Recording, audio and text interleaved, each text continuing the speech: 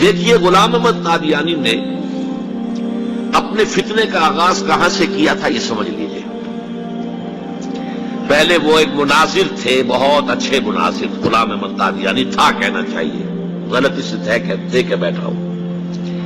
آریہ سماجیوں سے مناظرے کیے، عیسائیوں سے مناظرے کیے، مناظروں میں فتح حاصل کی، مسلمانوں کی آنکھوں کا تارا بن گیا، محبوب ہو گیا۔ اس کے بعد اس نے ایک فتنہ چھوڑا، ایک شوشہ چھوڑا۔ نبوت اور وحی تو رحمت ہے، رحمت کیسے بند ہو سکتی ہے؟ وحی تو انسانوں کی ہدایت کے لیے ہے، انسان ختم نہیں ہوئے وحی کیسے ختم ہو جائے گی؟ دیکھیے بظاہر یہاں دلیل ہے، اٹ اپیئرز کنونسنگ، بات سمجھ میں آتی ہے، یہیں سے یہ حل مل جائے گا آپ کو۔ کیا وجہ ہے کہ بڑے بڑے اعلیٰ تعلیم یافتہ لوگ جو ہیں اس کا شکار بن گئے؟ دنیا میں ایک ہی مسلمان نام کا سائنسدان جو ہے وہ آیا ہے ٹاپ پر، وہ قادیانی۔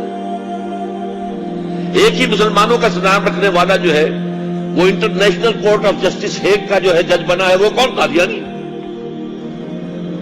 ڈاکٹرز قادیانی، انجینئرز قادیانی، بڑے بڑے۔ یہ کیوں؟ یہ بات ایسی تھی کہ جو بظاہر دل کو اپیل کرتی ہے کہ جب حضرت آدم سے کہا تھا اما یاتینکم منی ھدی فمن تبع ھدای فلا خوف علیہم ولا هم یحزنون، انسانوں کی ہدایت کے لیے وحی کا راستہ کھولا گیا۔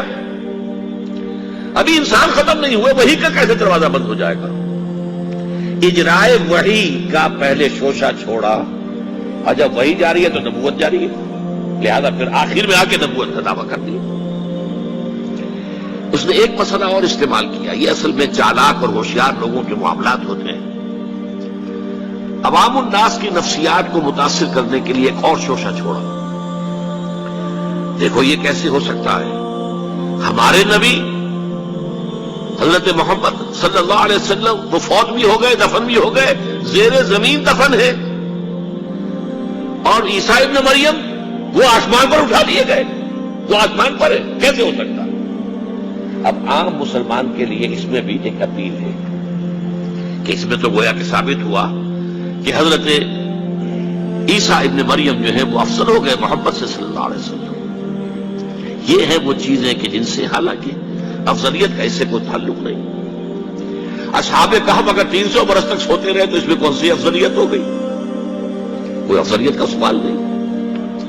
اس اعتبار سے حضرت عزیر کو اگر 100 برس تک مردہ رکھ کر اللہ نے دوبارہ زندہ کر دیا، کون سی افضلیت اس میں ہو جائے؟ اللہ کی قدرت ہے، اللہ کر سکتا۔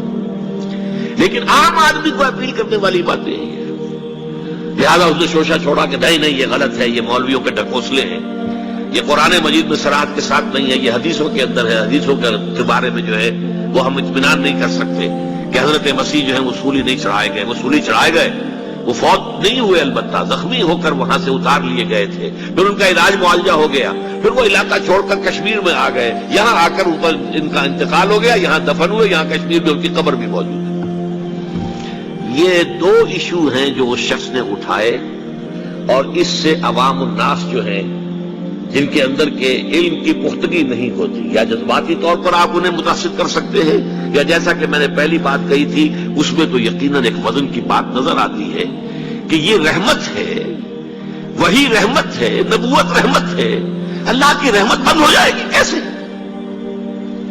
اب اس کا جواب ہے یہاں۔ میں نے اس قادیانی سے کہا کہ مجھے یہ بتاؤ کہ کیا تم یہ مانتے ہو کہ اللہ کی ہدایت قرآن میں کامل ہو گئی؟ انہوں نے کہا ہاں ہم مانتے ہیں، ہدایت کامل ہو گئی۔ میں نے کہا کیا تم یہ مانتے ہو کہ قرآن محفوظ ہے، اس میں تحریف نہیں ہوئی؟ یہاں مانتے ہیں قرآن محفوظ، اس میں تحریف نہیں ہوئی۔ پھر میں نے کہا مجھے منطقی وجہ بتاؤ، پھر اس وحی کی کھڑکی کو کھلے رکھنے کا فائدہ کیا ہے؟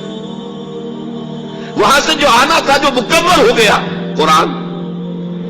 ہاں قرآن میں اگر تحریف ہو جاتی، اس کی حفاظت کا ذمہ نہ لیا گیا ہوتا تو کسی نبی کی ضرورت تھی کہ جو آ کے اس کی تصحیح کرتا کہ یہ بات یوں نہیں یوں تھی، یہ غلطی کر دی گئی ہے، ورنہ حقیقت یوں تھی۔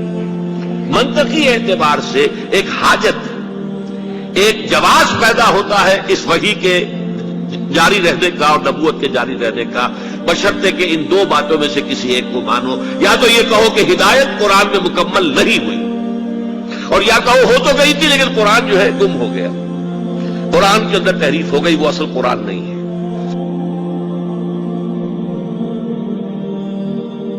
اسی زمانے میں ایک واقعہ یہ ہوا تھا، غلام احمد قادیانی نے ایک دعوتی خط لکھا کابل کے حکمران، اب میں بھول رہا ہوں کہ وہ امیر دوست محمد خان تھے یا امیر عبد الرحمان خان تھے، ان دونوں میں سے کسی کے سامنے وہ خط پہنچا. جیسے کہ حضور نے خطوط بھیجے تھے قیصر کو، کسریٰ کو، تو اس کو بھی شوق چڑھایا کہ میں بھی تو اب نبی ہوں، نبوت کا دعویٰ کر چکا ہوں، تو مجھے پڑوس کا ملک جو ہے افغانستان، وہاں کے بادشاہ کو دعوت دینی چاہیے کہ وہ مجھ پر ایمان لائے. جب وہ خط وہاں پہنچا ہے تو امیر کابل نے اسی خط میں 2 الفاظ لکھ دیے اور واپس کر دیا. الفاظ کیا تھے؟ ای جا بیا، یہاں آؤ ذرا اور یہاں آ کر تم دعویٰ کرو نبوت کا. یہ تم انگریز کی چھتری تلے بیٹھے ہوئے دعوے کر رہے ہو، انگریز کے سائے تلے جو ہے، اور انگریز جو ہے تمہیں سپورٹ کر رہا ہے. تم نے جہاد کو جو ہے ختم کر دیا، دین کے لیے حرام ہے اب دوستوں قتال، حرمت ہے قتال. انگریز کو اور کیا چاہیے تھا؟ گلیڈسٹن نے، جبکہ وہ وزیر اعظم تھا برطانیہ کا، اس نے کہا تھا اپنے پارلیمنٹ میں قرآن کو لہرا کر، جب تک یہ کتاب دنیا میں موجود ہے امن قائم نہیں ہو سکتا. یہ تو جہاد اور قتال کی بات کرتی ہے. تو ان کو اور کیا چاہیے تھا کہ اگر کوئی اس قتال کو ختم کر دے، منسوخ کر دے، اور مسلمانوں میں سے جذبہ جہاد اور قتال فی سبیل اللہ کو نکال دے، تو اس سے بڑی اور کیا خدمت ہوگی. لیکن یہ کہ اگر تمہیں یہ دعوت دینی ہے تو ذرا یہاں آؤ، ای جا بے آ، یہاں آ کے یہ دعوت دو مجھے، تاکہ تمہارے 14 طبق روشن ہو، تمہیں معلوم ہو کہ اس دعویٰ کرنے کا مطلب کیا ہے.